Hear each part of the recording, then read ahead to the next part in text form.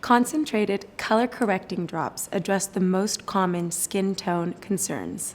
I'm going to show you how you can add radiance and brighten dull skin.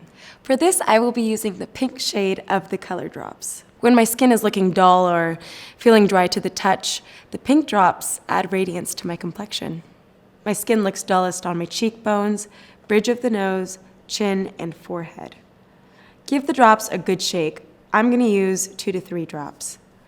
Using the tips of my fingers, I'm going to start with the cheeks and blend. Then to my chin and blend.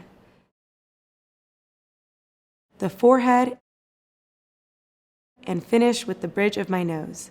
If you feel you need more, you can apply a second layer. Here's a cool tip. Use 2 drops mixed in with your moisturizer to achieve an overall radiant look.